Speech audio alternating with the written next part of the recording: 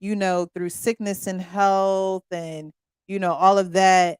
I think this is exactly what they mean, but I want to definitely get your opinion about it. And Jeffrey says, "Love and Marriage, Huntsville is my ish," which means you have been probably watching from the beginning. You have probably been watching from the beginning. I've definitely been watching from the beginning. I actually met one of the couples on that show at an event that I went to in Atlanta. But I want to get you guys' thoughts on this. Like there's a happy medium in terms of her Hold on. that much of a sexual person to where I'm sorry, guys. Let me make sure I'm playing the right Want one. or need sex by me while I'm standing by her. As difficult as what she's going through right now, you still Alrighty. that much of a sexual person to where despite what she's going through right now, you still feel like there's a happy medium in terms of her pleasuring you.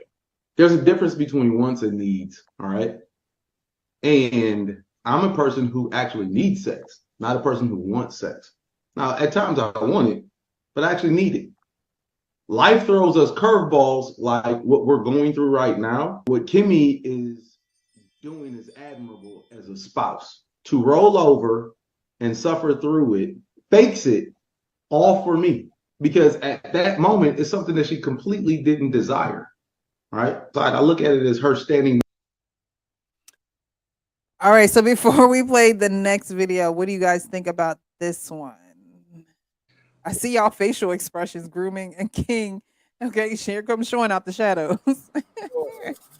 So what do you guys think about that before we play the next video? So he's pretty much saying, hey, life throws us curveballs, but in spite of those curveballs, that is my wife. And what she does is, even though she's suffering, when it's time for sex, she rolls over and she fakes it for me because that's her duty to me.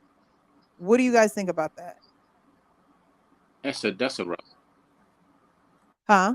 that's a rough and tough one for me because I understand what he's saying, but I don't agree. One, I don't this whole I need sex, I just want it. That's some BS to me. Mhm. You're not dying without sex. Yes, it is it might be that's like saying I need alcohol because you're addicted to alcohol. No, you don't need it. You desire it strongly. That's why it's an addiction. You're not going to die without it. You might act up. You might have some circumstance, some attitudinal scenarios, but you're not going to die. It's not something you're going to die without. You will have strong withdrawals, perhaps. You will have mood swings. You will have a lot of results of you not getting it, but it is not something you need. That's just me. But Mhm. I digress. Going back to the point, if she's in turmoil, if it's painful, if it's something that is excruciating to her and he's doing it anyway, that's really inconsiderate of him. Play. So they didn't talk about as far as the pain level, but he did say that during that time she didn't desire it. Now let me give you like the backstory with them. So they had a very healthy when they first came on the show and they introduced this couple on the show, they made sure they mentioned that this couple had a very healthy sex life. She's older than him. By how many years I'm not quite sure. But this is his second, she's known to be a cougar, but this is her second marriage. And so the pattern of their sex obviously changed because she didn't have the desire to have sex when she got sick. So I'm not sure if it was like painful or not, but there definitely was a change in their pattern of and her desire to have sex when she desired it a lot. And that's why it's a rough one because I let me put the shoe on the other foot. If it could get up and I'm not able to perform or I'm not I don't have the desire to perform because of my ailments, but my wife still wants it and I'm able to give it to her, I will see myself sacrificing and doing that for her. Mm. So I can't say that this it's wrong if that's an agreement that they have. Now that's why I said it's a touchy one for me because I can understand it. Mm-hmm. This dude's own words, the guy in the video, was he used suffering and fake it. What I don't understand is like take away what she's dealing with and what she's going through. Those are two words that he chose to say in describing how it likely seems to be for her. I can't understand any other man on this panel who would even desire or want something. Like, let's take away from the fact that she's sick and she has cancer, right? If my significant other, and how I describe our bedroom action was suffering through and faking it just for me, I wouldn't want that. It doesn't matter what the circumstances is.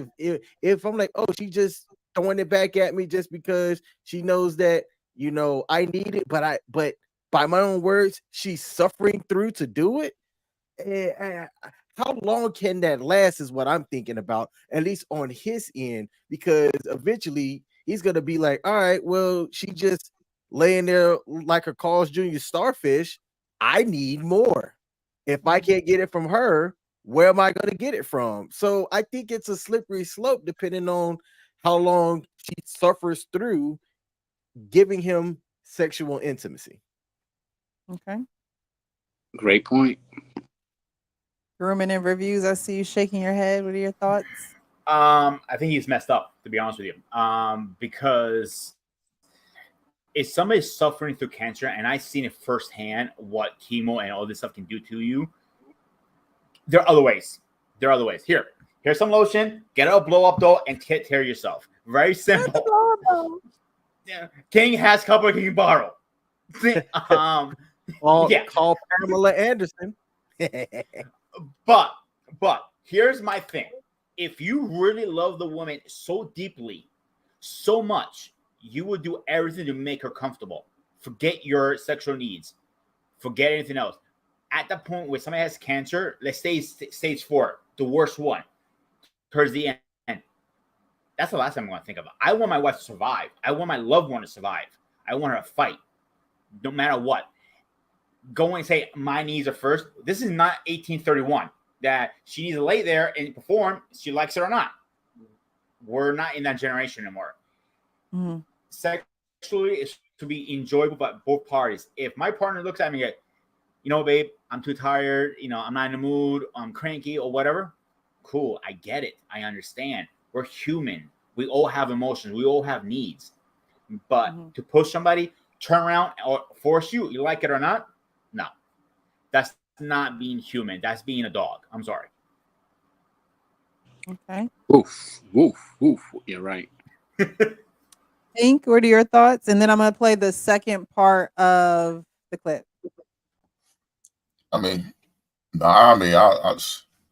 first of all, I probably wouldn't be able to be turned on by the whole situation anyway. I'm a guy that I couldn't have sex with my ex-wife or my daughter's mother when she was pregnant. I did it because they wanted it, but it just wasn't. They say that's supposed to be the best kind, Hank. They Yeah, say that's supposed to be the best kind. I didn't like it. I don't know about that part, but oh, okay, moving on. No, if she was going through that, there's no way I could, would do something like that. Now, I did see another clip where I don't know if it's going to say it in that video, so I don't really want to share it, but I seen another clip where he was talking about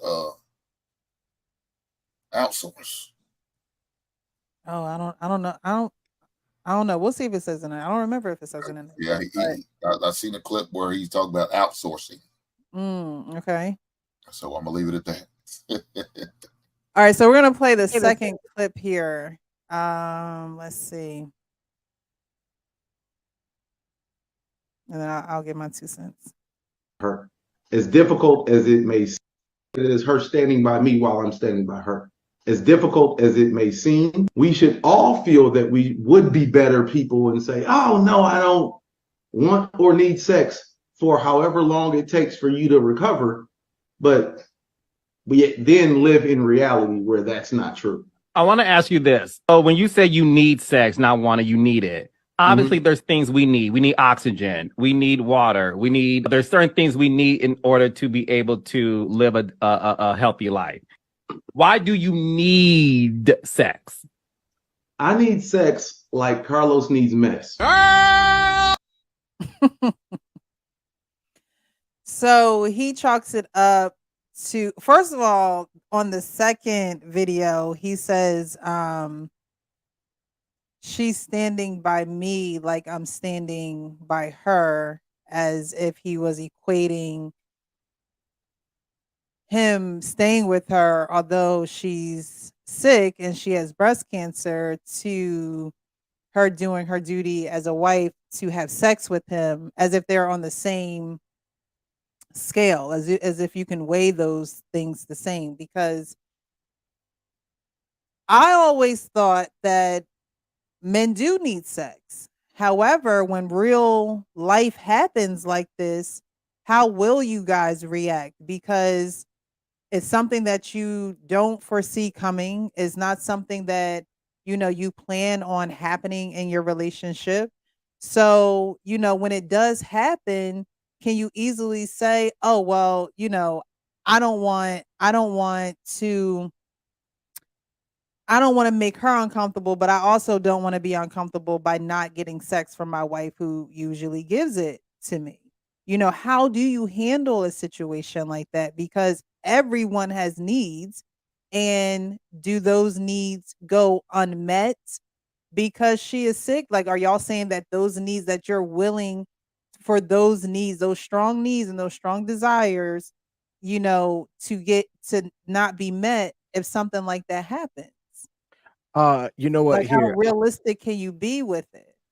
yeah, so I believe that this guy is doing the things on the back end that he needs to do to take care of her. That's what I am choosing to believe. And that in this one snippet, in this one situation, yes, it's a thing that'll make you raise your eyebrows, because I think most people would say, "Yo, bro, your wife is going through cancer, man. I get that you say you have a need, but like the host even pointed out, a need is something like, man, I need food to survive. I need water to survive. I need to be out of the elements and in a controlled temperature so that I don't get hypothermia, or whatever the opposite of hypothermia is, where you get overheated, because that could cause me to die." Like, people in the chat have said, you won't die from a lack of getting your venom out. No, or you could just knock it out yourself.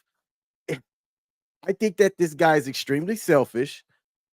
I do believe that he is taking care of her. Otherwise, I don't know the type of person she is, but if he's not somebody that is also taking care of her needs as well, chances are she might not be around, or family might get involved. I'm just gonna make some assumptions on that. But to say need, no, no. He he's not a complete demon in this situation, but it's like, hey, come on, man, read the room and get better.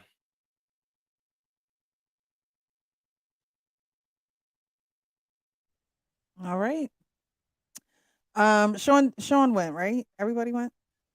Did everybody Yeah. weigh in on this topic? This is just another I speak for myself and no one else. I'm going to be selfish moment. Okay. That's so, we have so many of these happening right now. There's so many selfish moments in relationships that is, scary. On this topic, it's hard for me to say what should be done and what shouldn't be done, just because when you're in a union, that's why it's important that you have certain conversations with people, you know, because this could be something that blindsides people in a marriage. And now your marriage is not only going through sickness in one way, it could be going in sickness in another way. And not to say that, cancer isn't the ultimate sickness that, of course, I mean, I would say that's the ultimate sickness that everyone hates. Everyone hates cancer, right? Fuck cancer. That's the hashtag, right? Um, but your relationship can also go in another direction where it starts to get sick and, things start to rot because it's hard to have these conversations during that time because you don't want to make someone uncomfortable. They're already uncomfortable. They're already in a place where they're not sure what's happening day to day or what's going to happen day to day. So I think conversations like this, I wanted to talk about this topic because I think conversations like this are important. What would happen? What would you expect from me? And not to say that you can necessarily say exactly what you would do if that were to happen. But just like, we have storms and things like that. Well, if there's a storm, you know that, you're going to this specific place and you have to have water in your home and you have to have certain things that's going to keep you, comfortable when the storm comes. It's going to keep you surviving. So I think conversations like this are important because it's, we realistically, it's like, dang, he's selfish. But at the end of the day, the man do have needs. So it's like, is it as simple as going to the bathroom with the Jergens? And is we don't necessarily know. I don't necessarily know what, you know, being sick with cancer necessarily looks like. I don't know what that looks like. So I'm ignorant to that. But there may be someone who knows exactly what that looks like. And they're like, yeah, he needs to go into the bathroom and use the Jergens. Or are there days where you're better than other days? And so it's like, okay, what are we going to be spending our time doing? Now, I'm not quite sure if Pound Town is the activity, but there can be some type of intimacy and closeness and, love that's still resonating there where you're reminded that the little things matter. Well, Precious, that was my point of view prior to King making some very distinctive observations about what he said. Mm-hmm. Suffering. And what was the other word, King? Faking it. And He faking it. was faking it for him. Mm-hmm. So those two observations shifted my thought process and why I concluded it's very selfish. You can Mm-hmm. have those conversations. She can even have said, hey, go get some somewhere else. There's a lot of conversations that could have taken place. Mm-hmm. But suffering would not be part of that experience. It would be sacrificing, perhaps. My wife sacrificed for me because she said that, even though it's uncomfortable for her, there's other way. But when he said suffering and faking, that's a whole different spin on why I say selfish, selfish, selfish. Gotcha. And being a man, like you said, you believe men have needs. Being a man, that's some propaganda that we like everybody to believe so we could get what we want. Mm-hmm. It's not a need. What's a eunuch? A eunuch is a man who can't have sex because he has no member. So he ain't in need of. So is that like an impossible scenario for a man to have? There's men who don't desire to have sex and sometimes take sabbaticals for whatever reason. So if it was a need, it wouldn't be possible to do that.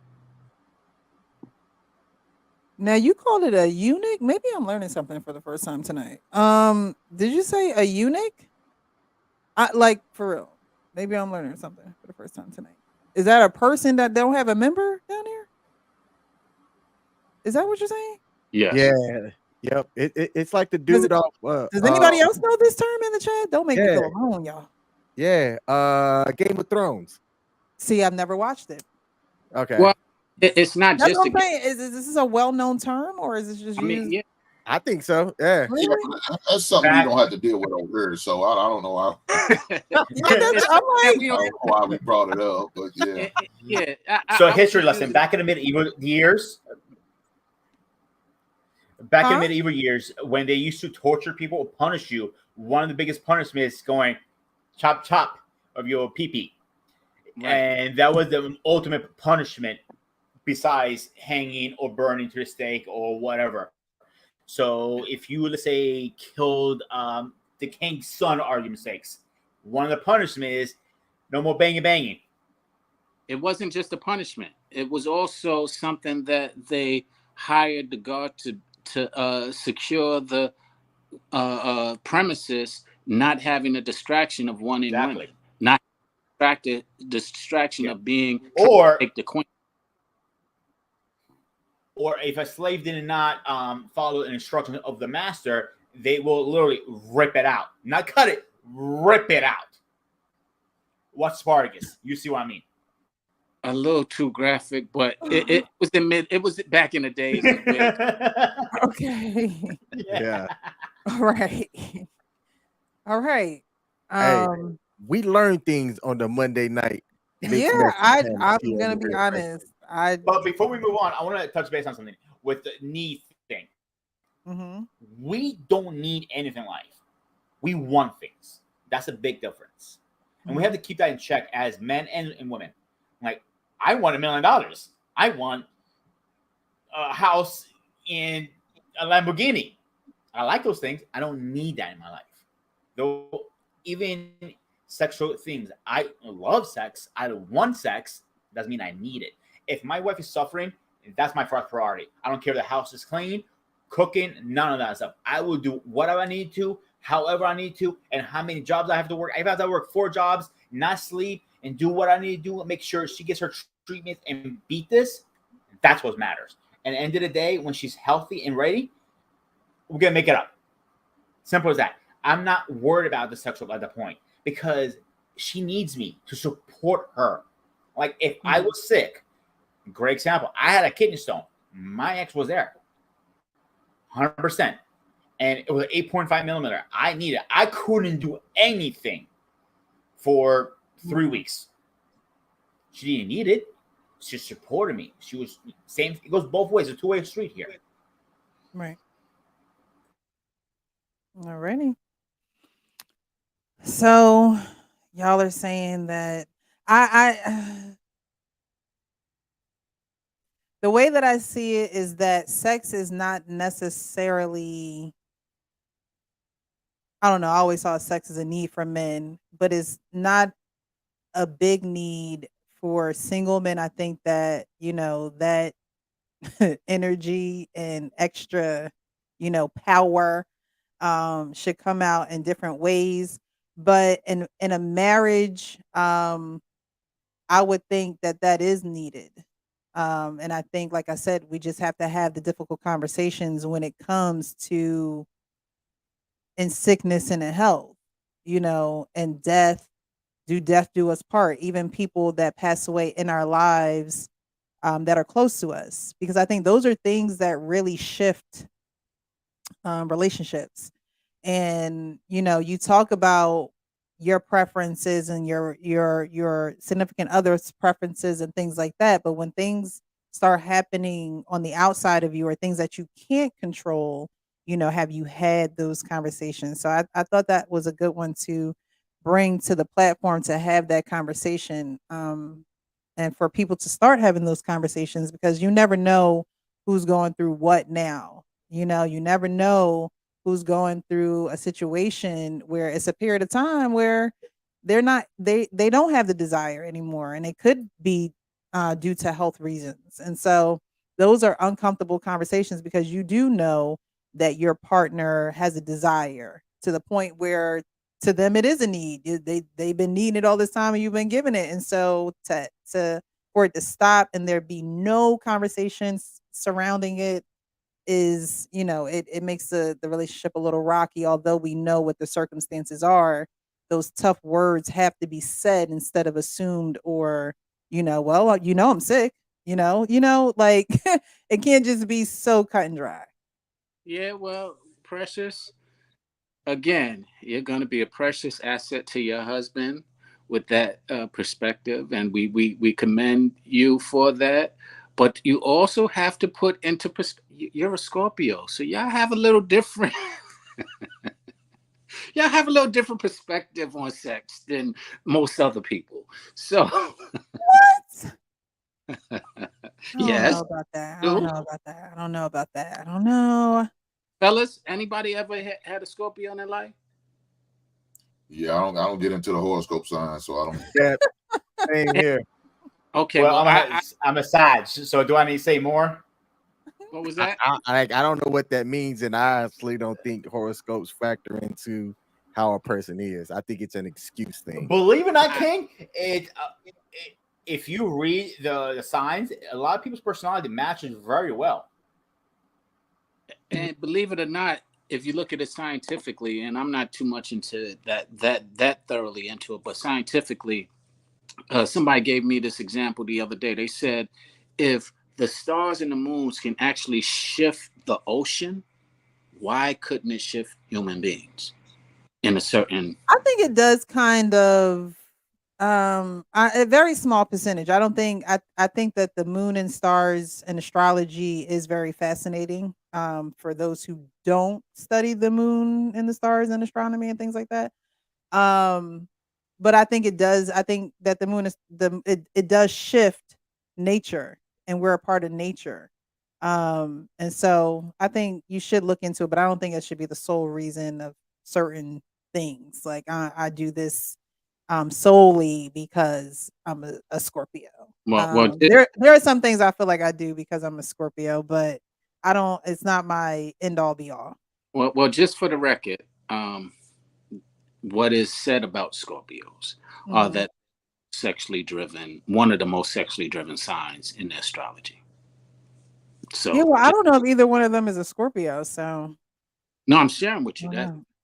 or that's what this is not my assumption. This is actually what has been said and read and is put out there about Scorpios. I've read that. I've read that. I've read that. But so you're saying that my views are different. I don't know. I just think that everyone should think ahead.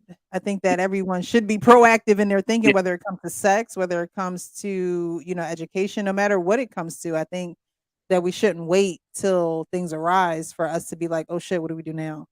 I agree with you, and I was just making fun of the fact that you're gonna have a happy husband because you feel his needs are, he needs that sex, and he ain't ever gonna be unhappy in that category, and so we commend you for that. And your husband is going to be blessed for that. And okay, joke lost a long time ago. We're gonna leave that one alone. Fast I forward, move. The only question I got: do you know how to cook? What was Yes, that? I cook. I cook. We gotta eat out here. Like what? Hey, We I'm a have to chef. eat.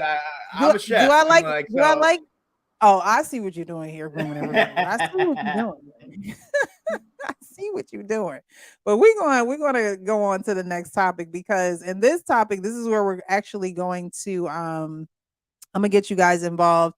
If anybody wants to be involved in this activity that we're going to do, enter at your own risk. But we're gonna watch a video and kind of expound on it, and take some steps to what they're talking about in the video. And I figured I'd use my platform in order to do that. So I'm going to use the guys up on the platform if they don't mind participating. We're gonna add this. Speaks to the For sure. it kind of, sorry to jump in, but I really want to make this point. It kind of speaks to the primacy of our psychological need to heal those initial wounds. In that, if you've got a girl in front of you and you could have a romantic connection with her, but subconsciously you're sabotaging it, you're picking fights, you're provoking behaviors, what your brain is trying to do is resolve those emotional wounds that Dr. Orion was talking about from earlier on. And that just says everything, that how big an impact this trauma stuff has on us, in that when choosing between, should we just enjoy the present moment and have nice feelings of love, or should we make this a hell, but it's a hell that's potentially going to heal this deeper hell that's inside me, the brain moves towards this. And so men, don't underestimate it. Men are way too cocky about their mental health. You've probably seen this, like, I'll just go to the gym, I'll just make a whole bunch of money, I'll just fuck enough women, and then that'll solve it. It won't.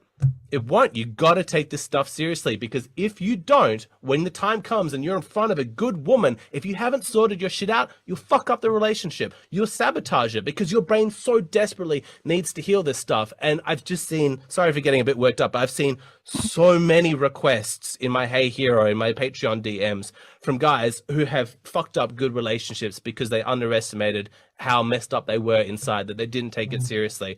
And so I really, really want men to hear that message, that if you want to have a good relationship in the future, you can't half-ass this. You got to sort yourself out.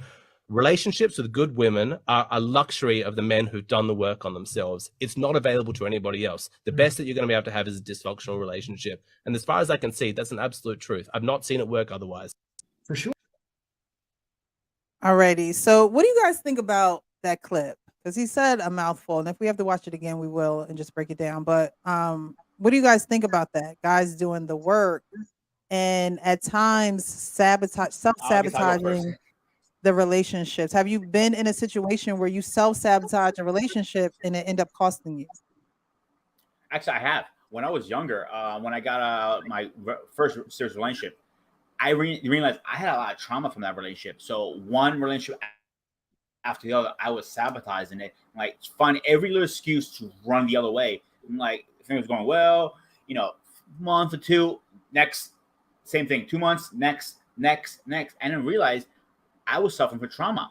It didn't take for a very long time. A good friend of mine, CQ, King knows him too. He took me years to convince me to get help. Not because of my relationship choices, just in general, what's going on in my life.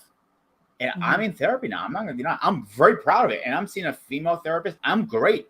I have not been this good in my mental game in a very, very long time.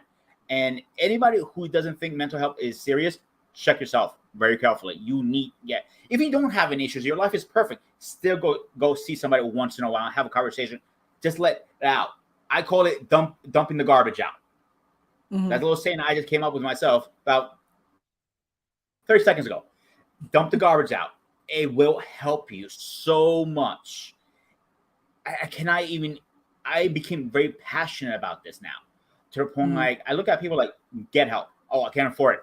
There are ways to afford it. There's no give me money or time. Don't be I'm a man. I don't need this. Okay, yeah.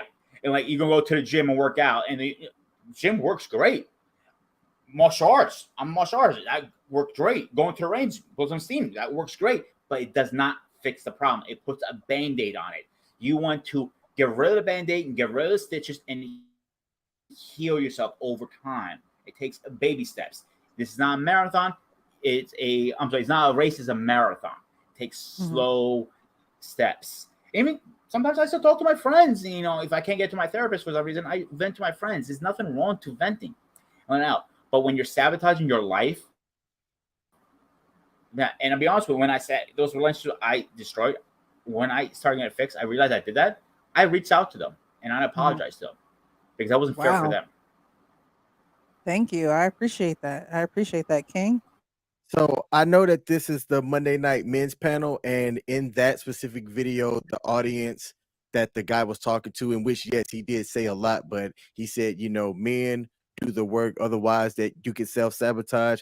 This is one of the advice that it doesn't really, the audience shouldn't be just one specific gender. I think that advice should go to everybody. And we've talked about it on your previous live streams as well, in that if you're going to choose to have a relationship with somebody else, heal through whatever you have going on in your life first, because if you do bring somebody else into that, yes, you could subconsciously do things that you're not intentionally trying to do, but let one bump in the road come along and you hit that bump. Now your body's going to be preconditioned to maybe throw something out there instead of course correcting and just trying to get back on that smooth road. So what the guy said and everything that it took him to say it in a condensed version, it shouldn't be just men do the work. It should be people do the work, heal from your trauma so that you can have an increased chance of having a successful relationship if that's what you desire. Okay. Sean, it looked like you were agreeing with King. I was going to say the same thing. It's not gender specific that he was speaking to. I think that anybody who's unhealed needs that. To the point that was made earlier, you need to vent often when you harbor stuff. Everybody doesn't harbor stuff. Some people let it out naturally, and some people, when they let it out, they let it go, and and many people do not. And Mhm. so, it's, therapy is necessary. When you harbor stuff and don't let it go and resentful, it will cause bitterness, and it will cause a lot of other mental challenges that we speak of often. But everybody is not built that way. Some people actually do release. Some people actually do talk. Some people actually do forgive. Some people actually do the things and the work that's necessary. I don't feel the whole world is traumatized. Has the whole world might they have been through trauma? Yes. But is the Mhm. whole traumatized? No, I don't. I just no, I don't believe that. Because some people actually do release. I feel the traumatized are people who harbor, people who don't, who don't know it. You know, that's another thing. I get it. You might not recognize it. You might not realize that, or go that deep into your life to learn that, wow, this could have been a traumatic scenario. And we might find some things that we overlooked or missed. You know, I get all of that. But to sit and harbor it to where it needs to be vented all the time, I don't think that exists in everyone, but it does exist prominently in many. Okay. I appreciate that. Thank you, Sean. How about for you, Hank? What did you think of the clip? And I could play it again, um, either Yeah, before or after. if you can't play it again, that would definitely help me. Appreciate Yeah. that. It kind of, sorry to jump in, but I really want to make this point. It kind of speaks to the primacy of our psychological need to heal those initial wounds. In that, if you've got a girl in front of you and you could have a romantic connection with her, but subconsciously you're sabotaging it, you're picking fights, you're provoking behaviors, what your brain is trying to do is resolve those emotional wounds that Dr. Orion was talking about from earlier on. And that just says everything, that how big an impact this trauma stuff has on us, in that when choosing between, should we just enjoy the present moment and have nice feelings of love, or should we make this a hell, but it's a hell that's potentially going to heal this deeper hell that's inside me, the brain moves towards this. And so men, don't underestimate it. Men are way too cocky about their mental health. You've probably seen this, like, I'll just go to the gym, I'll just make a whole bunch of money, I'll just fuck enough women, and then that'll solve it. It won't. It won't. You got to take this stuff seriously, because if you don't, when the time comes and you're in front of a good woman, if you haven't sorted your shit out, you'll fuck up the relationship. You'll sabotage it because your brain so desperately needs to heal this stuff. And I've just seen, sorry for getting a bit worked up, but I've seen so many requests in my Hey Hero, in my Patreon DMs, from guys who have fucked up good relationships because they underestimated how messed up they were inside, that they didn't take it seriously. And so I really, really want men to hear that message, that if you want to have a good relationship in the future, you can't half-ass this. You got to sort yourself out. Relationships with good women are a luxury of the men who've done the work on themselves. It's Alrighty. So relationships with good women are a luxury to the men who's done the work on themselves. Hank, I think you're on mute. Yeah, I mean, yes, I think they are a luxury. I mean, if the man is, as long as he's done work. Look, a woman should get with a man who's not in the midst of doing work or who has already done work. Mm-hmm. I don't encourage no woman to get a broken man. That's not going to be beneficial to you, because as soon as he's together, she's going to be messed up because psychologically dealing with all his bullshit. So It makes her thin to me. what is so and this is for the viewers, interactive here. We're interactive. Okay. So what would you say to a woman? What does a broken man look like?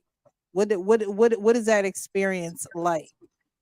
And grooming and reviews, I'm going to ask you, and Hank, of course, I want you to answer as well. But grooming and reviews is very transparent in saying he sabotaged his relationship. So, what does a broken man look like? What is that experience like? Well, to me, a I'm man sorry. Go ahead. who is a man who is depressed, a man who is not who's not owning up to his issues, whether his, if it's some of his vices, whether it's a gambler, alcoholic, a drug user, one who's not holding a steady job, who's not really asserting himself as far as maybe in his career, somebody who is maybe too laid back to the point where he's just, if he is lost a job, he's not in a hurry to find another one. You know what I'm saying? Doesn't have no get up about him. Mm-hmm. You know what I'm saying? Very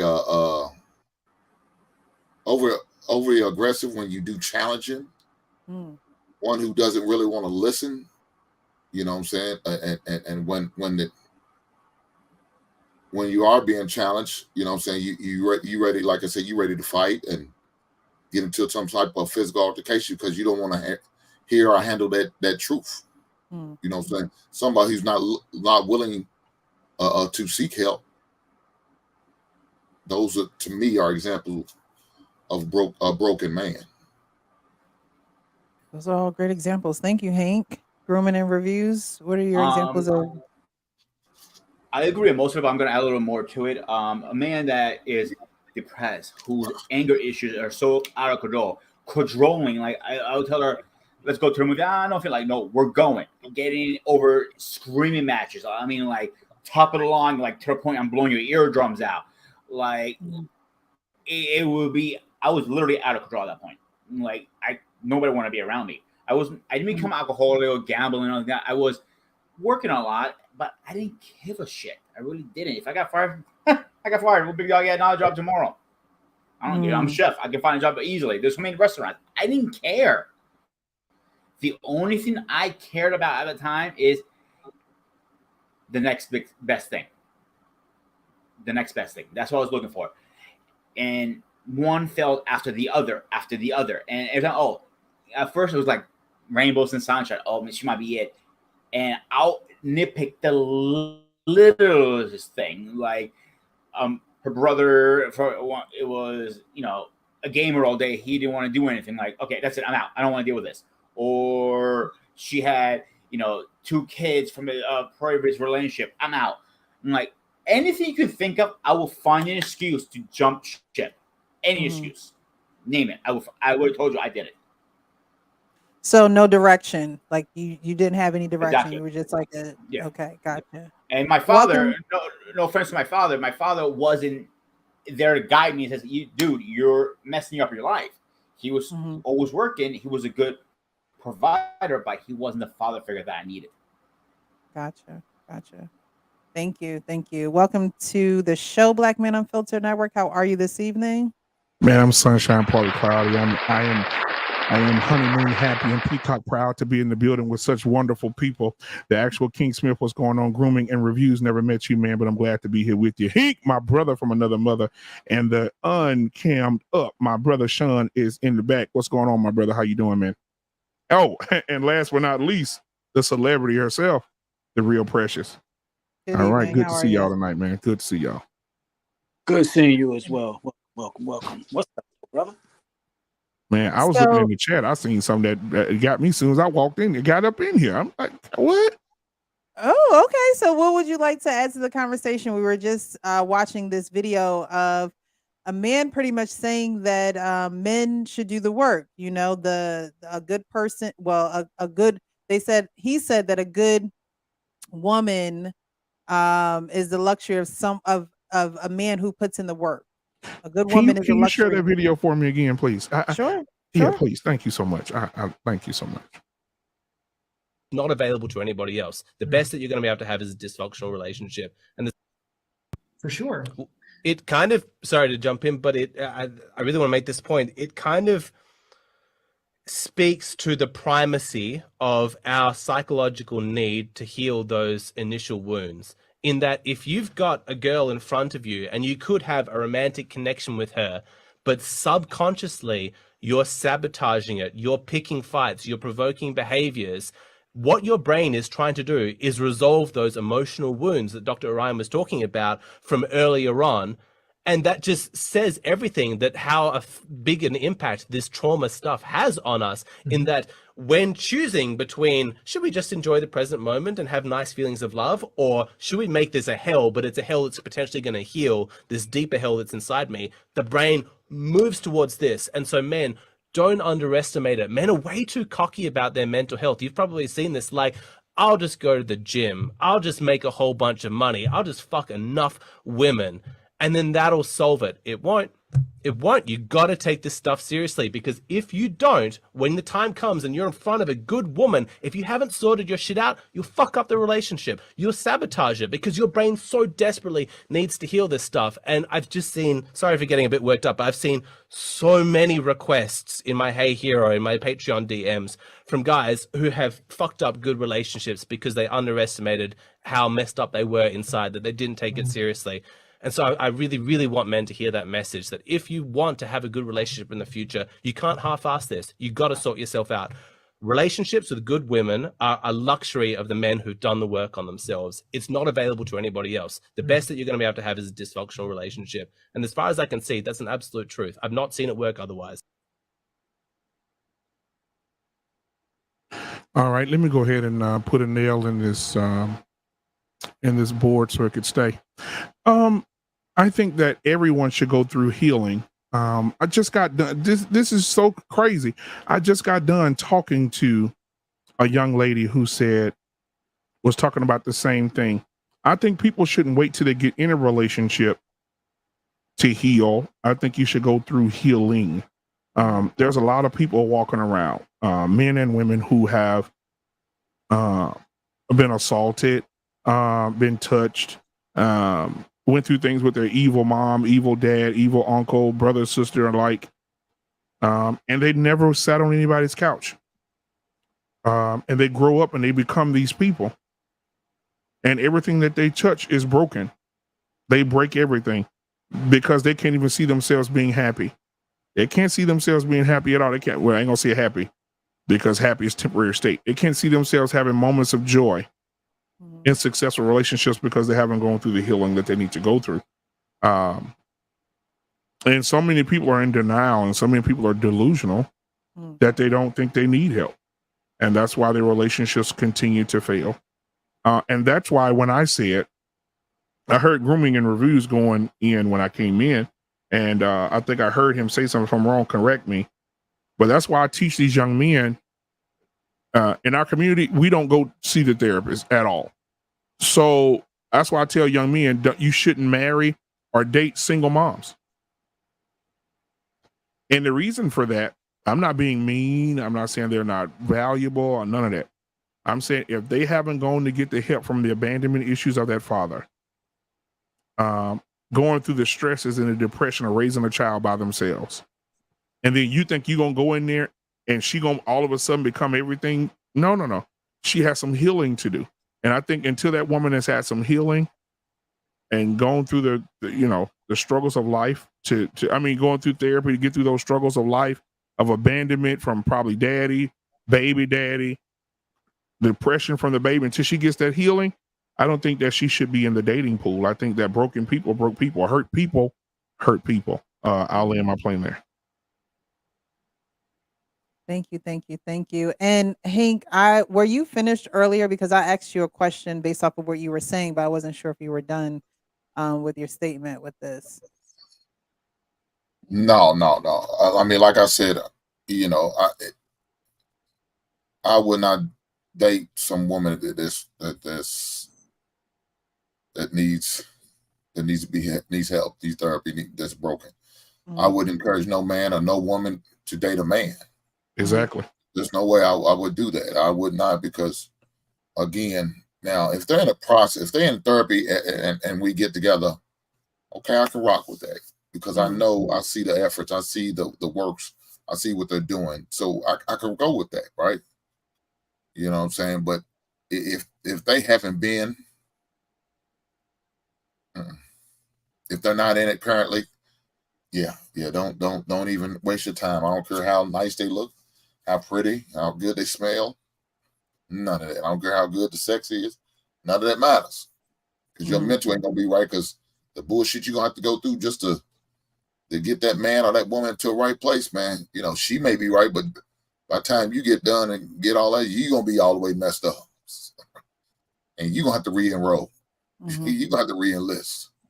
You're gonna have to get on that Zoom meeting, all that count. So yeah, nah, I'm good. I'm gonna sit this one out till you ready. All right. And that could take years, depending on the trauma, right? If that therapist have to dig from what daddy and mama and them did, and you 40 years old or 38 years old, and he got to go up through all that trauma and all the things and decisions you made based on the fact that you went through that trauma. So daddy caused you trauma, mama caused you trauma. You chose a man because you were looking for daddy. And then he caused you trauma. Then you move to the next guy. He caused you trauma, gave you an STD. Then you move to the next guy. He got you pregnant. Now you got a baby. Then you move to the next guy. Now you got 3 kids, 3 baby dads. You got to go. That's a lot of work for a therapist to do. And so that woman may not be ready for years. That's just, or the man may not be ready for years. Right. And I will say this, Well, in addition to what he just said, you asked last week, why are you single?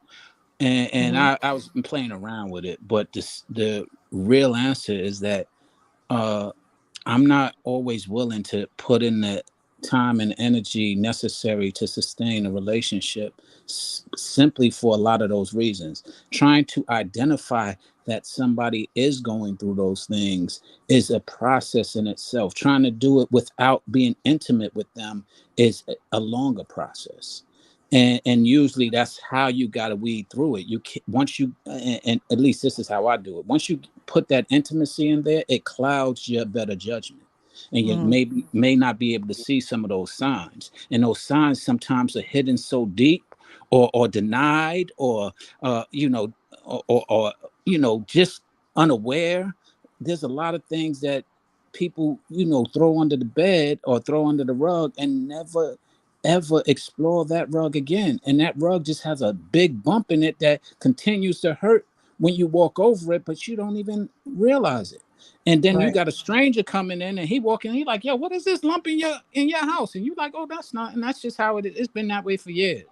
You used to it, they're finding it out, then they go uncover it and like, yo, what is all this under here? You got a damn near a dead person under here. Oh my God. I mean, and that's really how drastic it gets at times. I'm of course exaggerating, but the skeletons that are there often are that drastic to where it can affect yourself and that relationship even further. Gotcha. Energy transfer is real. I don't care what Yeah. nobody say. Well, when I was going through my stuff, it took me about 8 to 9 years to realize I had a problem. And there was a woman that, besides my friend that helped me, that said, dude, wake the F up. I tried to kick her out to her curb. Nope. Tried it multiple times. Every single month, I tried something. I mean, this is not working out. And eventually, we just grew apart. And I was okay with that. And she was okay. Well, that happens in life. But when she even looked at me like, you're a great guy. You have a good heart. But you need help. That I try to help you. And I was talking to my friend CQ, and he goes, dude, get therapy. Didn't listen to him then. And recently, I listened to him, and I told him, like, I'm getting help. And he was like, I hear a boom, and he fell off his chair, like, you're okay? Like, yeah, I don't believe it actually happened after 11 years I've been trying to talk to you to this. But the point I'm trying to get to is, if you think you're ready, you're not ready. I think everybody needs to talk to somebody at one point or the other. I agree. All right, so we're gonna do a little activity. There are these cards that I purchased that I have yet to use. But I think this would be a good activity for the guys. But I saw this on Instagram. It's called the Skin Deep. Now they have a lot of different additions to the cards, right? I don't know if you guys ever seen these cards. This ain't nothing like Ghost game, is it? No, it's not. um, this is Ain't you stupid? this is the healing edition of the Skin Deep cards, right? So I wanted to play these cards with you guys because, like I said, conversations can be difficult to have. And in this particular video, they were talking about men doing the work. And, I believe only Grooming and Reviews 101 kept it hot. Okay. He kept it honest, open, and transparent and said, hey, look, I sabotaged the relationship. I was jumping from job to job. It was hard for me. I had to go to therapy. I had to go somewhere where I could get it out, right? I could actually talk about these things and not necessarily feel overwhelmed the way that that they had been feeling. So, or had he had been feeling. So, I'm going to go around, okay? And I want you guys to pick a number from 1 to 15. So, I'm going to start with Sean. We're going to end with King, and then we'll get into the last video of the night, and then we'll be out of here. But Sean, pick a number from 1 to 15. And these cards are like in no particular order. I'm just whatever number he says, that's the one I'm going to pick. Sean. I think Sean's shaving his legs. Sean ran. He said, All right, well, Hank, you're up. And if you guys want to answer these in the chat, be my guest. I'll highlight some of your answers there. So, Hank, pick a number between 1 and 15. Oh, you're on You mute. muted. You You're on muted, mute. big brother. Maybe Sean was muted. 7. Too. 7? Did you say 7? Yeah, 7. 7. 1, 2, 3, 4, 5, 6, and 7. Okay. So I'm gonna kind of rephrase it a little bit to kind of like be geared to you. How do you know when you're truly present with your significant other? That's for everybody or just Hank? For Hank, but if you guys, I mean, if y'all want to answer all the questions, I was just going to do one question per person. But So the question was, how do I know when you're truly present with your significant other? Shit. Once I hear her voice. Okay. Petty P. When I hear When you hear her voice. So when you hear her voice, you know that you're truly present. So it really doesn't even take. That means you're pretty much truly present all the time. Whenever you hear her voice. Oh, it depends on what day you ask her. All righty. So that was pretty quick and easy. So we're going to go over to Black Man Unfiltered Network 1 through 14. 12. All righty. 12. How do you inspire others? Oh man, that's easy. Through laughter, being, honest, straightforward. Always having an encouraging word to say, but always in that encouragement, telling them, how we can be better, and how they can be better, of course. So that's how I do it. It's just simple conversation. I know you're a Bible woman, so the Bible says, I became all things that I may save one. So you have to adjust to your surroundings to save other people or to encourage other people. So that's what I do. Okay. Sean, are you there? You ready? Yes, I'm here. You done shaving them legs? Somebody in the chat said you were shaving your legs, big dog. I'm just trying to tell you what happened. Pick a number between 1 and 13. 7.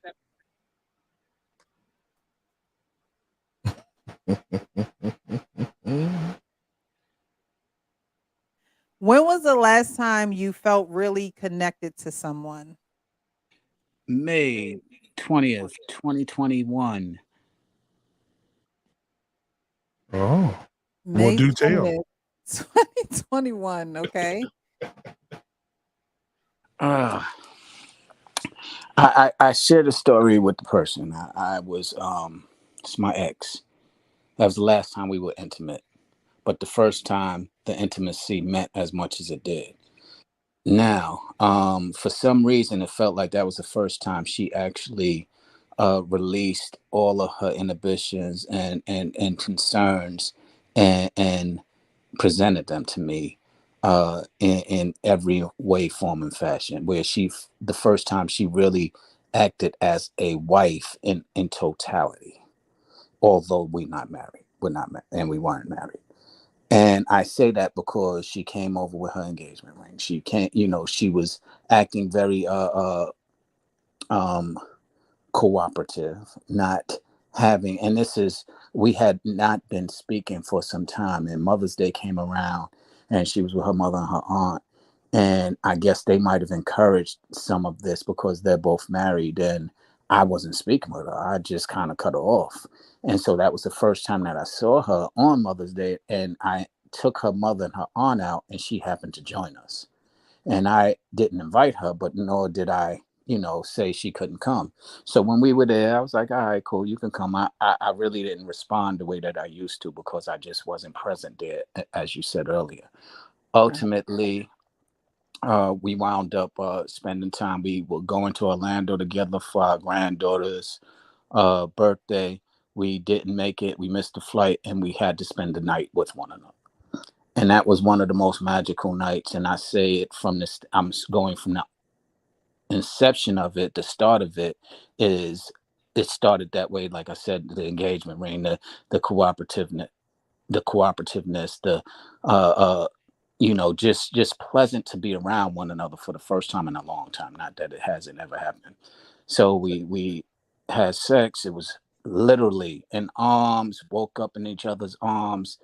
It was one of the most beautiful, to where literally she cried during sex. All right, Sean. All right, I really appreciate the details. I do, but I'm just saying. You said it was magical. We It just gets use our better. imagination. It gets So you got better. the young and you got the Yo, you got the you young asked and me a the question. penis going It on gets right now. better. Yo, it gets better. Wait. I gotta share this part. Y'all. Seriously. Hey, if you got anything to do with you turning around, I don't want to hear. Wait a minute. Watch this. I thought this was a We woke PG up. show. Wait. Y'all gotta hear this. We woke up in the morning. We hear something out the window. I'm in the city of Hollywood. I look out the window. There's a peacock outside the window. I'm like, yo, what the hell is a peacock doing here? I'm in the city. It's not somebody's pet. I never seen there's literally a peacock on the fence. I got a picture of it. You guys birthed the peacock doing all that magical. Yo, so you said, when was I you done stroked connected? up a peacock. Man, when was I connected? I mean, all of those things that I just described. Was the sign from Jesus. Man, to hit it off with a peacock outside the window. I haven't been intimate. I haven't had sex with anyone since. Okay. I have a question. Wait. Sean, I have a question for you, my man. What's up? Have you thought about selling that story to a sex hub, a porn hub? Yo, I haven't, no, because this is the first time I've ever shared this story publicly. Oh my God. It got to be on TheRealPrecious. Yeah, right. It got to be over here. The peacock pecker. You can name it. Yo, I promise you. You asked that question. It was a PG show. Wait, did think about the question you asked and how accurately I answered that. Think about the question you asked and how accurately I answered that.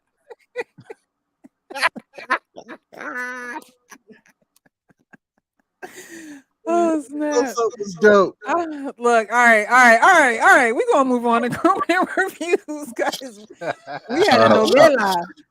Sean over celebrate the Last Supper with his lady.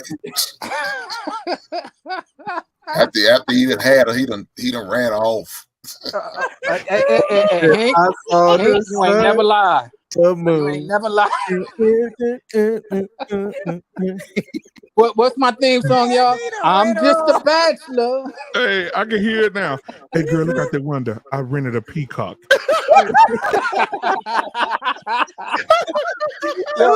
I wish that happened. I promise you. Oh my God! He said, baby, you can fly away like it's peacock. Be free.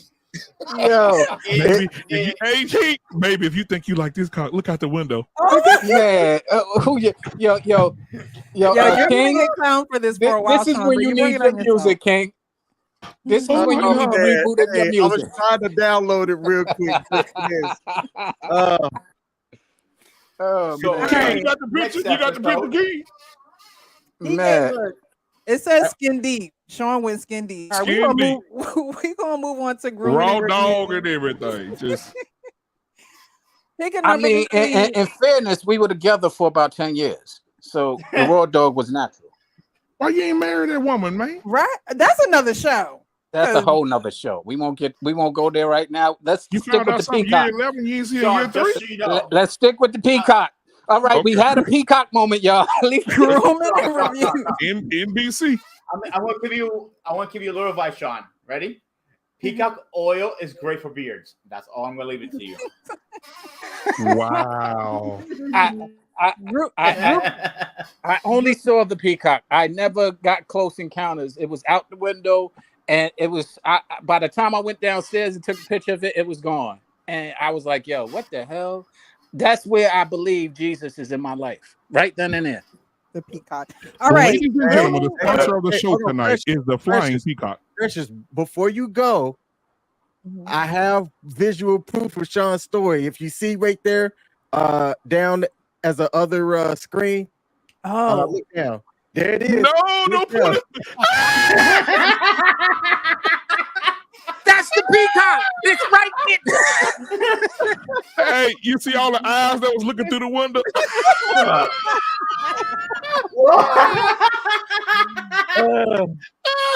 Okay. All right, I'm done. All right. okay. Oh my God. All right. All right. Grooming and reviews. Holla Pick for a a number dollar. between 1 and 12. 12. 9. All righty. Let's see what the card says.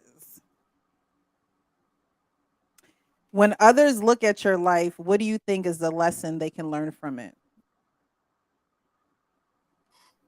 Do me a favor. Can you repeat that? You're breaking up a little bit on my side. Okay. When others look at your life, what do you think is the lesson they can learn from it? Never give up. I have never given up to anything. I will pursue to it to the last breath of my body. I always say, and I do a Motivation Monday thing on my channel, and one of my biggest thing is, as long as I have oxygen and I can breathe in my lungs, nothing will stop me.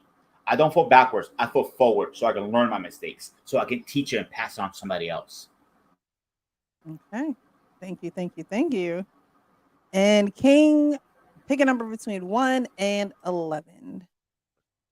Let's go with 4.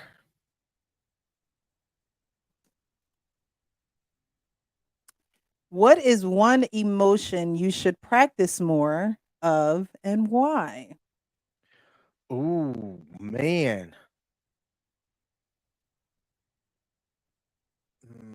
Do you need to phone a friend? Because we know one in the it's like Hey, yeah, you know what?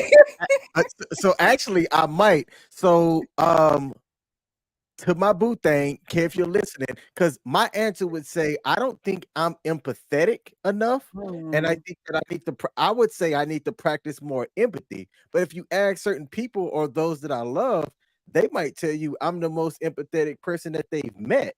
But personally, for me, like somebody might be struggling with something, and I'll be like, I don't understand, you know. Or I might say, hey, that sucks, be better. Okay, got you. You're very short and kind of abrupt with things you probably feel like you should be a little bit more compassionate about, or Passion, probably. I think I would be, I could personally, I might say, I think I could use a little bit more compassion as I'm like seeing things. Some stuff I don't know. I think I can see through things like the situation with the one lady. Like as stuff started unfolding, I'm like, "Yep, things ain't adding up with that." Whereas other people, like here's a black woman that's missing, and if this was a white woman, like they'd have the whole National Guard going after her, and say yada yada. And then if it turns out that this is Carly Smollett over here. You know, those same people, I'd be like, yep, see, this is why I don't use emotions early on in things. So I would say compassion. God happened to me said I would say missing people. Oh yeah, I don't miss nobody. I don't. Don't miss I nobody. don't know what it means to miss people. Like when I see you, I'll see you, and until next time, you know, we'll link up. But I don't think anybody in their life will say that I've ever said I miss you. I don't understand that. Okay. All right. So And thank you guys. King, you are hard to link up too sometimes. I thank you guys for joining in on the activity and digging deep. Some of us dug deeper than others, so I appreciate that. We're gonna get on to the last topic here, and it is small talk and verbal masturbation. So I know everyone's been waiting. Like, what do you mean? What are you talking about? ¿Qué pasa? So we're gonna get into this video. And if you guys need me to play this again, just let me know because they are kind of going into conversation and you got to listen closely. Human faces this like paradoxical dilemma of like both being lonely and wanting to be around other people, but also despising people and wanting to be by themselves. We compensate for this contradiction with like small talk, with talking about ourselves endlessly. Because when you talk about yourself, you get to be by yourself without being lonely. You have the other person there, but they're just a placeholder for the illusion of dialogue. And they're basically only using other people as a means of like verbal masturbation. Absolutely. You know, I'm Yes. not speaking to you. Yeah. I'm like masturbating with your body. You know what? like- You know what? I love that you call it verbal masturbation, because something that I also noticed at this party, and just I'm noticing it generally, is that love becomes impossible when we continue to use each other as a means of escapism.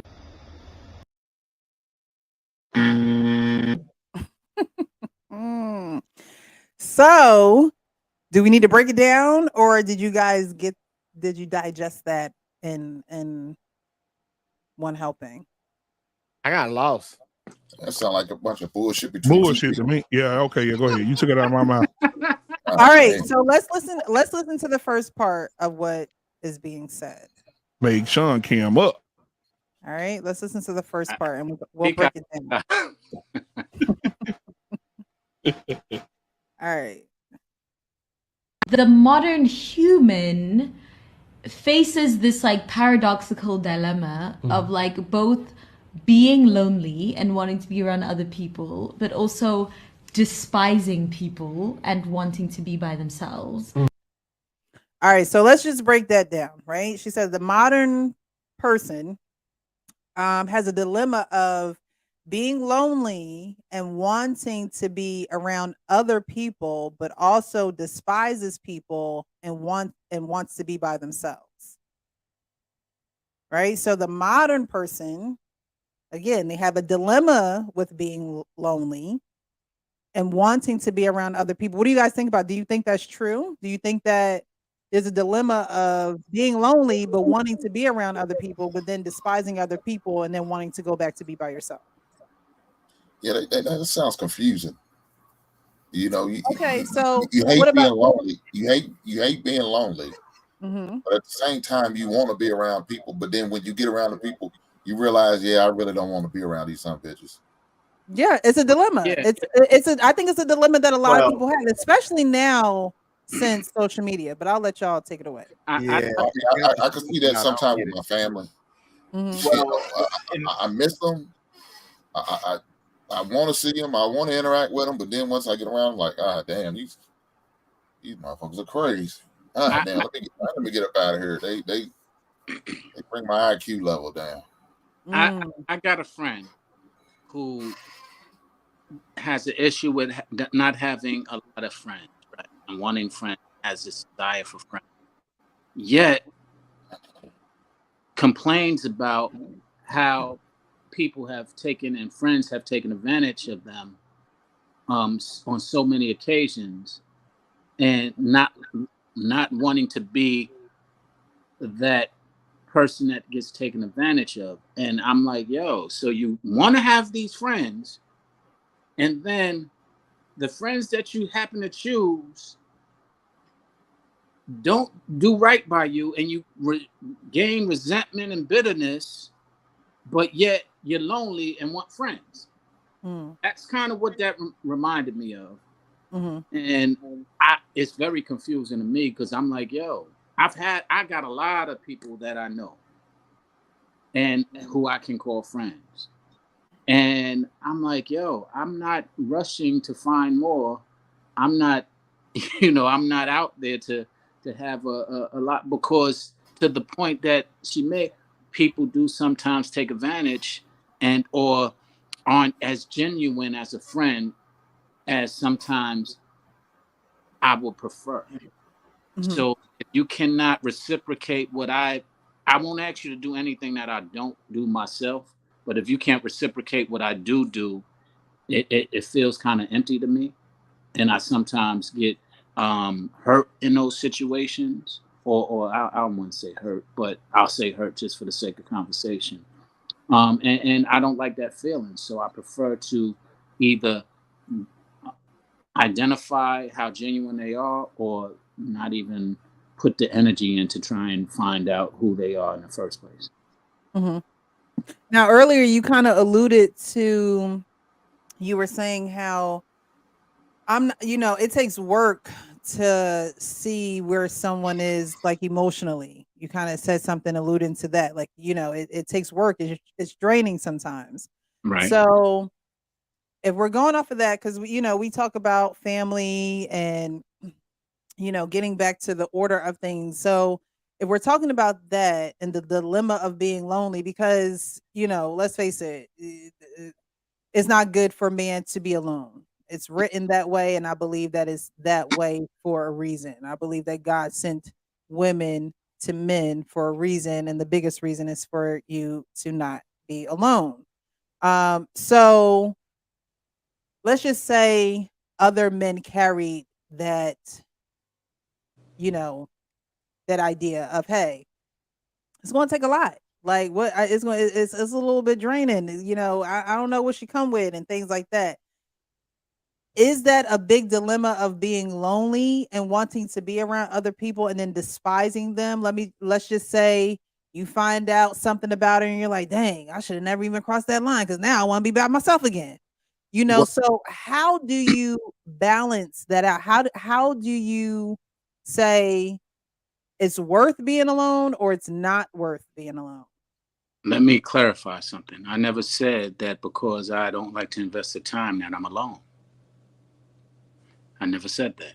I can have a lot of friends. So loneliness is not something I suffer with. Having company and in whatever capacity I choose is available. It's just, do I exercise it all the time? No, I exercise it conveniently, or when what I feel is comfortable or safe. Now, for example, getting intimate with people that I can be intimate with is not always fulfilling to me, because I don't see peacocks at the end. No, but seriously, because there's a lot more that is involved when you cross those bridges. And so I'd rather just stay in the company of those people and get to know them and enjoy that part of them, to where I'm not lonely at all. I'm just not engaging and going that far. Gotcha. Okay. All right. So did we finish playing the video? But no, we're going in increments. So did you guys get that first part? The dilemma of being lonely versus wanting to be around people, but also despising being around people and then wanting to go back in your corner. Did you guys understand that? Do you get that? Or so y'all never experienced that? Y'all never experienced, if I may say, being lonely and wanting to be around people, but then being like, because Because I think I honestly think that people experience this when they have had a long period of singleness. I think it's experienced when you have a long period of singleness. It's like, all right, I've been by myself. So is it worth me getting back here in these dating streets, or am I good by myself and I just have my times where I'm networking or I'm around people and I don't necessarily have to be with them, but I can be around them and then go back into my corner when I'm done. Wow. Yeah, that's 14 years in for me and shit. I don't remember the last time I was lonely. Yeah, and to your point, I just figured out why, because part of my job was being social for many of my life. So it was therapeutic when I would go to be by myself. So it wasn't something that I looked at as lonely. It was actually rewarding and fulfilling. Like, oh man, I don't have to be around all these people and all these different personalities and all of that, as, Mm-hmm. as I had to be because of my job. Got you. So you found fulfillment in that. Right. Gotcha. All right. So we're gonna get to the next part, but y'all lost on the first damn part. Let me. We compensate for this contradiction with like small talk, with talking about ourselves endlessly. Because when you talk about yourself, you get to be by yourself without being lonely. Y'all get that part? So you compensate. This lady confusing the hell out of me. I need y'all to. Are y'all using your I'm brain to the sorry, full real precious. capacity I'm so here? sorry. I know it's late. I'm sorry. You know So, what? so she's saying you're compensating with that because you're used. Guys, work with me here. Because you're used to that loneliness, right? And you're not around people because you've now gone back into your corner. You're compensating that by talking about yourself all the time. Have you ever been around someone that talked about themselves all the time? Have you been the person that has talked about yourself a lot because you haven't been around someone, or you don't take interest in them because you feel like you connected with them? I'm not going to show interest. I'm going to go back into my corner and we're going to keep it moving. And so that person is just like, okay, it's a dead end here. He talks about himself all the time, doesn't want to talk to me about anything interesting. Is he really out in civilization, or is he by himself all the time? Well, Wow. Nah, I mean, if I'm talking to somebody and they talk about themselves the whole time, yeah, that's a total turn off for me. So yeah, I don't know. I mean, I just have to move on to the next. If the whole time she's talking about herself and everything else about her, and doesn't even think to ask about, what about me, or what do I do, or what am I interested in, or anything like that. So yeah, it's not good. So I don't know if I get the message. Oh, shit, I'm ready to go be by myself instead of just hearing somebody talk about themselves all day. No, if I'm out there, there's a reason why I'm putting myself out there. I'm definitely looking for some companionship. So I'm gonna definitely try to continue to press on. It's just she's not the one. Wow. Okay. I mean, personally, I talk with people about, I encourage and learn more about them, especially with somebody I'm interested in, because I'm trying to get to know them. So I'm asking a lot of questions. I'm kind of forcing them to talk all about themselves, and it might be eliminating me talking about myself, to where people are like, you don't ever talk about you. I have run into that, and I do not just with people I'm interested in, but people who know me.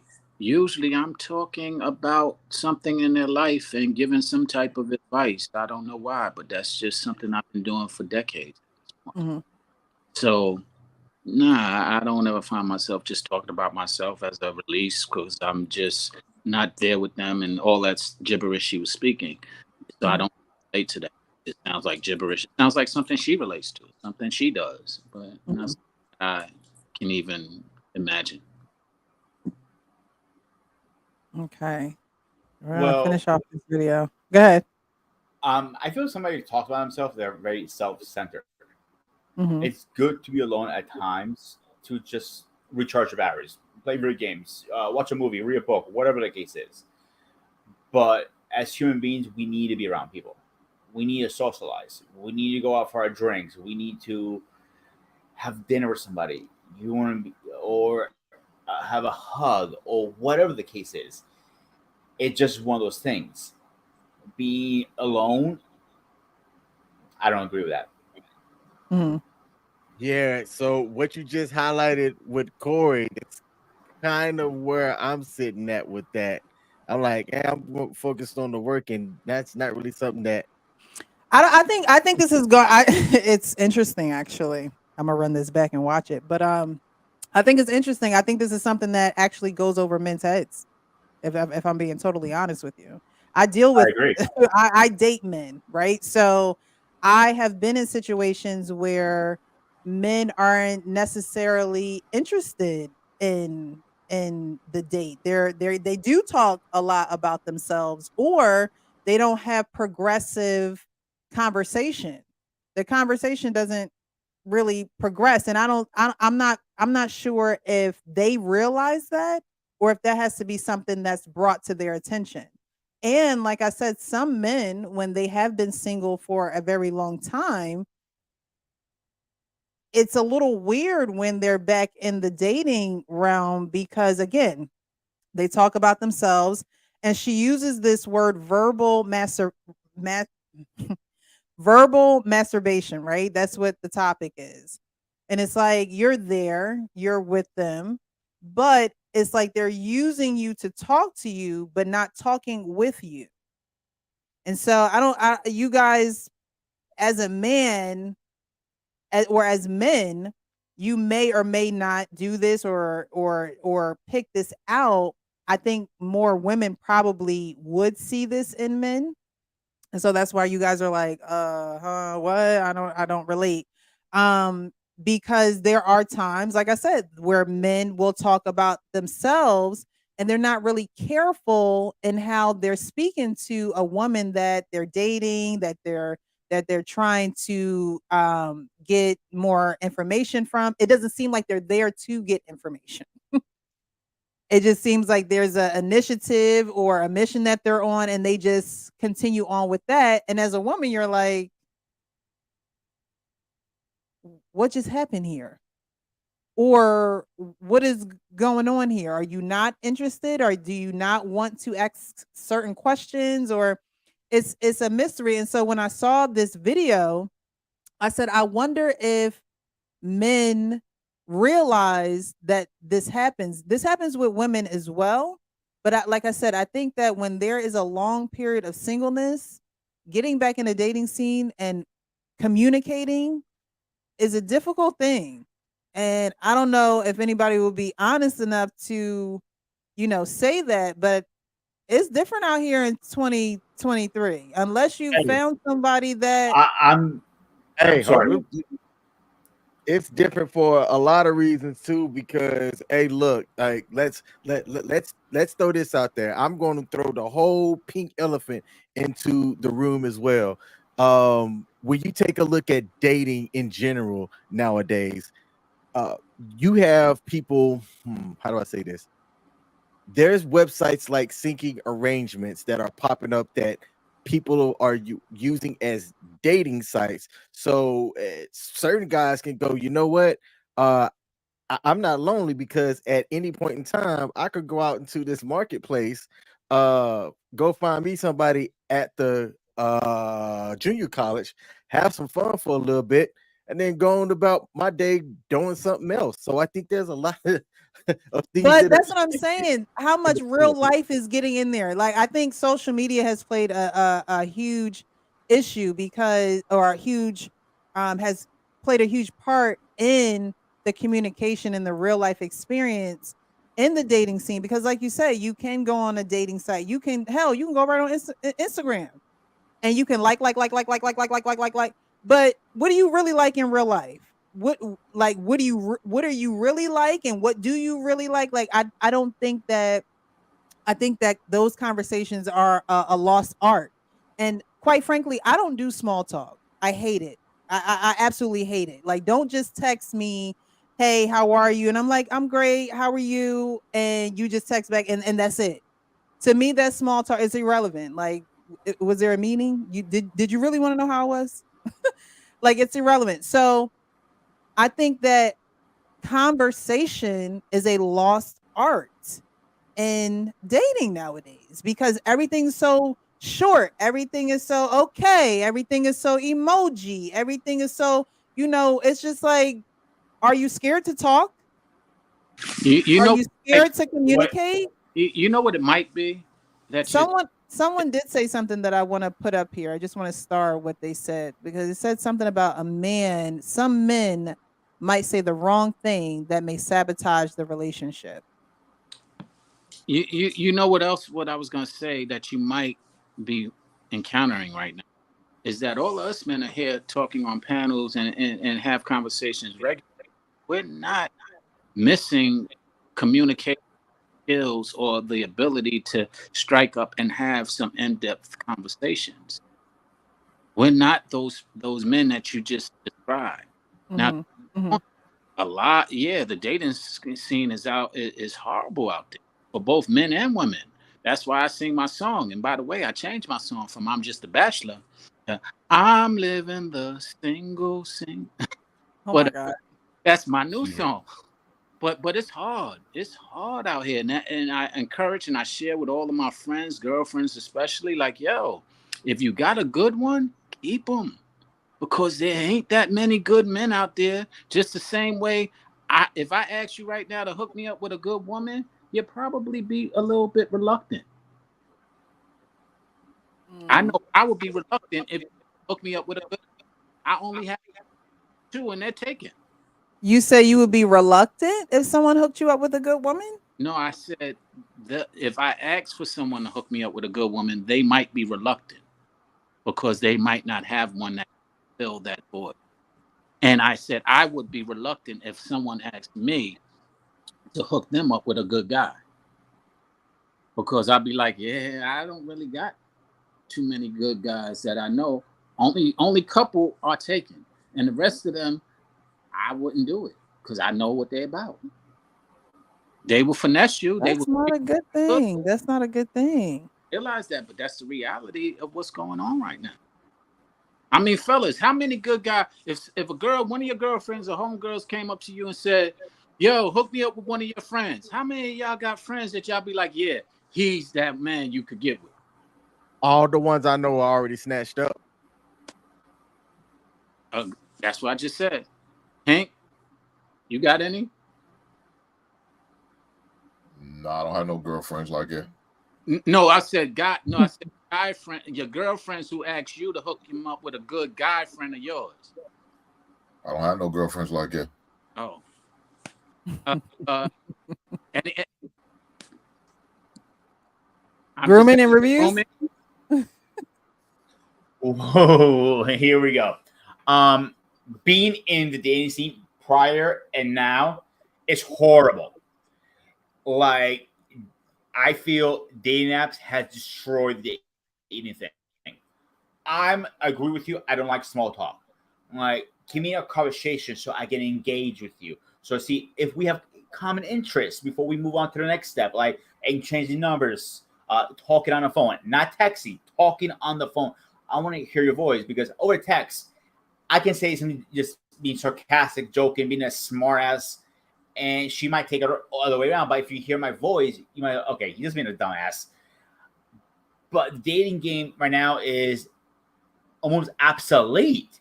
Like you are reaching out, you're doing everything right. Your profile is correct, the pictures are up, your interest is in there. You've done everything to a T as a man, and you're still not getting any traffic or response. What are you doing wrong? End of the day, you're not doing anything wrong. It's just people right now, A, maybe don't want to date, and a lot of them, or B, is there's sick and tired of scumbags, and you got good men out there. Like, I don't think I'm a bad person, but for some reason, people are not attracted to the good person who goes to work, take care of his bills, has his shit together, but they prefer the guy who's a bum, sleeps on the couch, and doesn't have even $1 in his name. Doesn't make no sense to me. And to add to your point, it's not even that they're a bum. They're just the person that you get excited and get excitement with, and you want that excitement. That's what And you're I understand that. That's your interest, and so you get that, but they're not fulfilling for the long term. They're good for the moment. Corey says, I won't date American women. Disney has ruined them. Yeah, you see, here's the thing with the whole excitement thing. Ready? With the whole excitement thing. Yes, I agree with that. But I am a little bit old school, if you want to call it. Like, let me talk to you on the phone. I want to hear your voice. Let's go on a date. Let's go meet for coffee. Let's walk around the park. Let's be stupid and sit on a lake and throw rocks in the skip rocks. Whatever. It's the old school mentality that our parents grew up and that's how they met. It's not there anymore. I agree. I'm jealous of that. You're lending to my point. That's what they would call boring. I'm not talking about you looking for excitement. I'm talking about the women looking for a good man, but what they're intrigued with is excitement, exhilaration, and fun. And so they don't see walking in the park on your first date as exciting, at least most of them. And when you find that one, stick with them. Trust and believe, stick with them.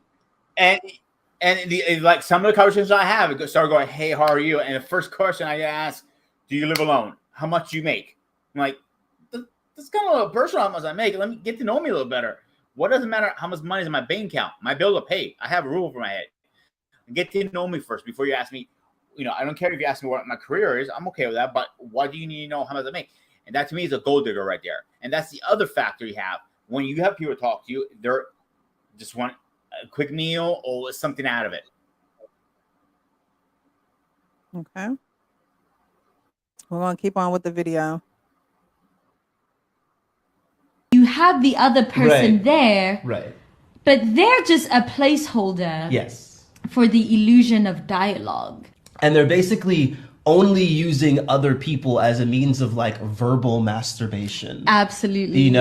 I feel like these are the Good Morning Queens guys. It's just like she's just a placeholder. You don't already copy and paste Good Morning Queen, Grand Rising. That's verbal masturbation. Okay. Wow. You are pleasing your morning wood by seeing which woman would give you conversation. Well, the funny thing is, it's that when you're doing it not ungenuinely or non-genuinely, whatever, you're not being genuine about it. You're playing a game. But guess what? Women, y'all like that game. Who Y'all, likes that game? most of the women, Precious, we're excluding you as we always What do. woman has told you that she likes the Grand Rising text? I It's mean, not there's a about, lot of women out here it, saying, like, get rid of that. it's not about liking that specific thing. It's about liking the compliments and liking the charisma. When it first came out, it was charming, it was charismatic. Now it's overplayed, so they don't like it anymore. But the same charismatic bull stuff that they enjoyed the first time, they just switch it up with something. Hey, how you doing, beautiful? You don't like all that queen stuff, and they just go ahead and charismatically talk their way into something because you enjoy the game, you enjoy the feeling that they are providing, and if they're not genuine, you get bamboozled. And we try to, at least on these panels, try to help women identify and not get bamboozled by all of the charm that we know our brothers do. We see it a mile away. We like, yo, you can't tell he full of it. You can't tell he gaming. How don't you? I see that just in the way he approached you. And we try and share it, but on deaf ears because it's charming. It sounds good. It's funny. Somebody said, I don't want no man to play no games on me on one of these panels, right? And then the guy came in and he said, I said, this is how I would do. I would say, yo, I want some sex. I don't really want nothing else.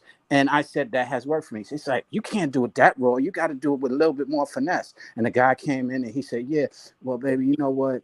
Let's go ahead and get out of here. I want to get to here, see you a little better. And all the women, because he had a baritone voice and he said it smoothly. Yeah, now that's what I'm talking about. I said, but he just said he's just trying to get in your panties. And you just said that's not what you wanted, but you fell for it. Right as you saying you don't want that.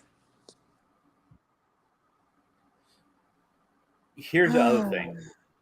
A lot of these profiles we read, I'm not here for games. I'm not here for bullshit. Yada, yada, yada. But if you're saying that, you're still creating bullshit because you don't want to give anybody a chance. So what's the point of even making a profile if you don't at least have a conversation? There's nothing wrong with just having a conversation, see how you're doing. And you might not even click, and that's okay because you gave the person a chance. Right, right. I just think a lot of that conversation is I don't know, it's placeholder ish, you know. Thanks to Hank, he does have to leave, but I do want to thank him for being on the panel this evening. We're gonna finish this video out and then close out for the evening. I think we're almost more than half, or did we finish it? Did we finish it? I think you did, No, actually. no, it's right here. Alrighty. No, I'm not Yes. speaking to you. Yeah. I'm like masturbating with your body. You know what? like- You know what? I love that you call it verbal masturbation because something that I also noticed at this party, and just I'm noticing it generally, is that love becomes impossible when we continue to use each other as a means of escapism.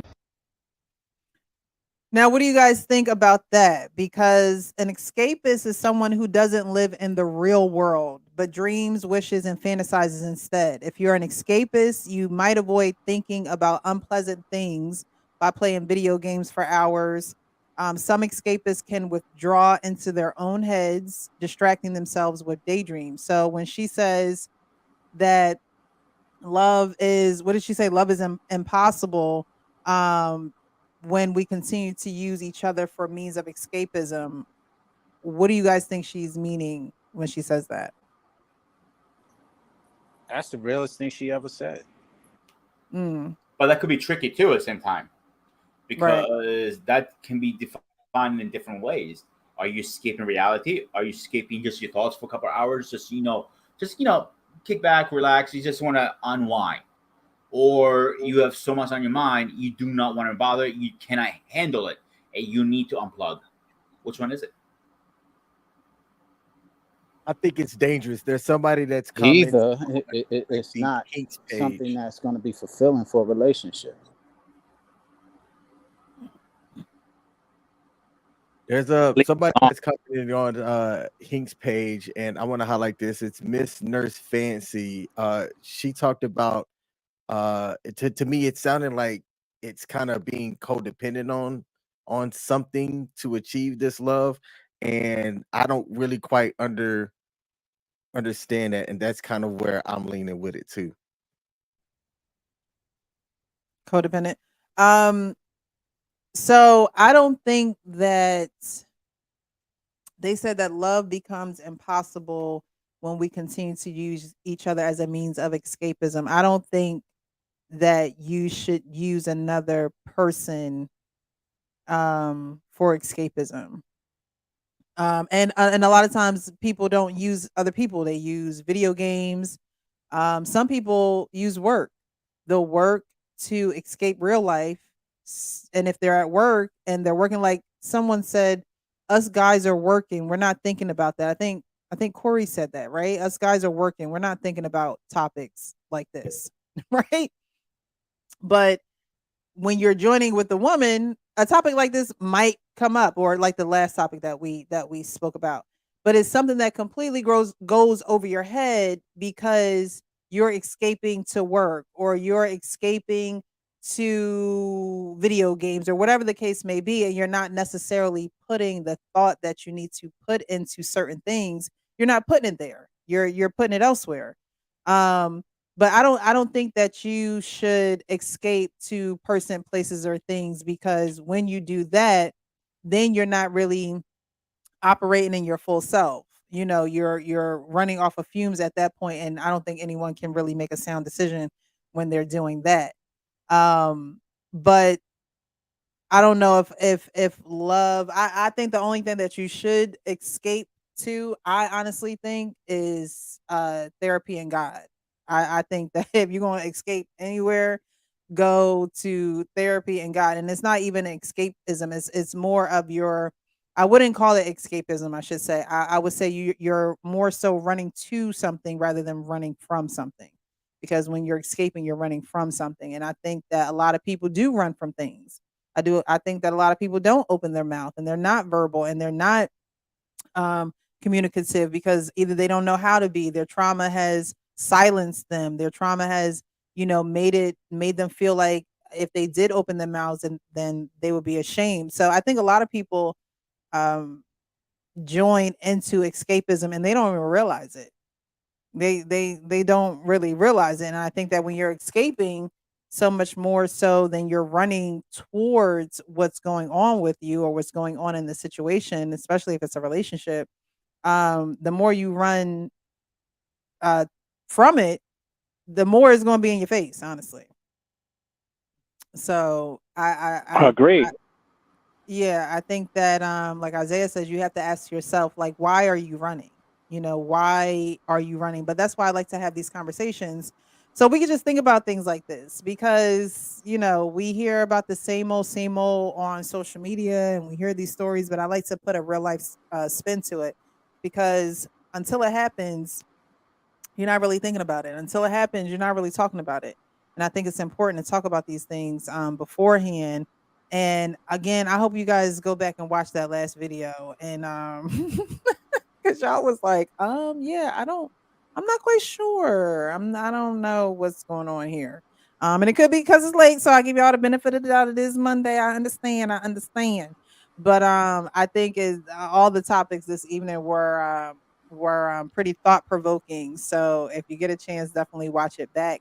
And if you haven't, subscribe and like the show this evening. But we're going to go around with final thoughts. I enjoyed this conversation with you guys. I really appreciate you for being hot, honest, open, and transparent as always, as well as in getting involved in this activity that I did this evening. I may bring these cards out. There are a lot of different additions to this card game, so I may bring some more cards out again, just to get us, kind of answering some questions and thinking deeper. What But card is it? What card of game is it? the Skin Deep card game, and this is the healing edition. So they have like a dating edition, they have, I think, a parents edition, they have a strangers edition, they have a lot of different editions of that card game. I initially saw it on Instagram, and it was two people sitting across from each other asking themselves these very deep, thought-provoking questions. So I thought it would be just good to have in my own personal life. And like I said, I haven't used them yet, so I figure we'd use them tonight on the show, and we can use them Mondays coming up. But did you guys want to share any final thoughts before we exited stage left? The reason why I said that was the realest thing they ever said is because right now so many people are using escapism and getting in relationships. Social media advocates it. The dating sites advocate it. Friends advocate it. Society advocates it, and it's an unfortunate reality. It's no longer about having relationships that are meaningful. It's having relationships that will help you escape whatever you're going through. And that's why a lot of times they fail for the long term. They absolutely have fun and are fun and enjoyable initially, but ultimately they fail because their intentions were never to have anything long term. It was to escape and use each other as escapism tools. Okay, thanks for sharing that. At least we got something out of that video. Were those your final thoughts, or were you just I, wrapping it up? I'll leave those as my final thoughts. Other than I'm living a single.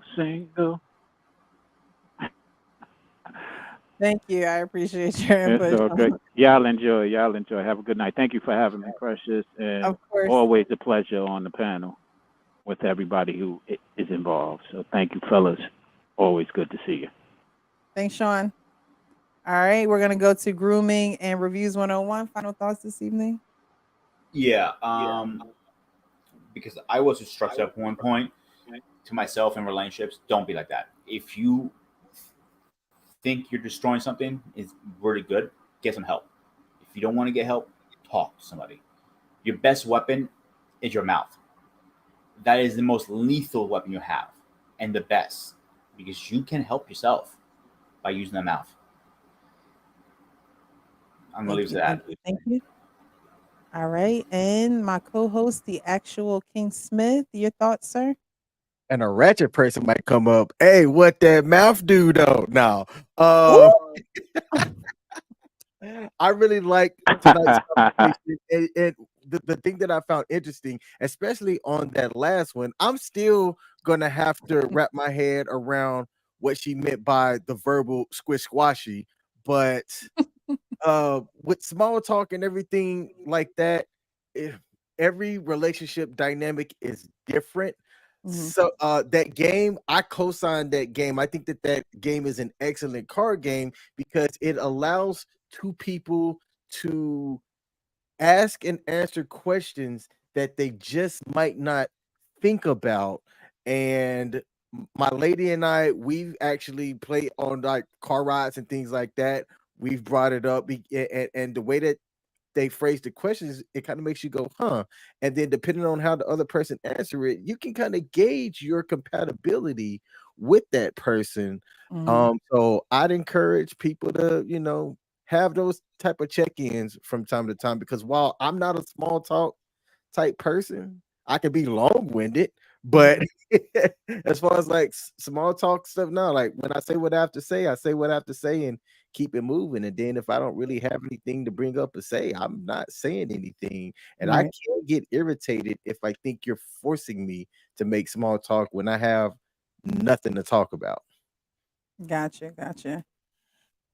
Well, I appreciate you guys. I always appreciate you for coming on the show and being here. And even those who are in the chat who keep our chat going, our mods, King and me, I see you in the chat.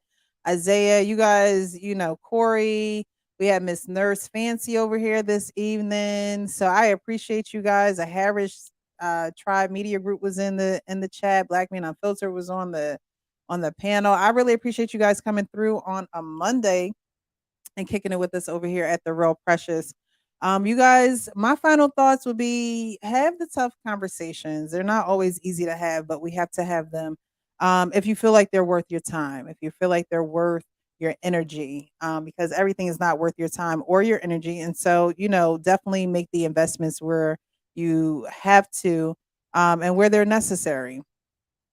Um, Corey says, I can have deep conversations, but it depends on the person I'm talking to.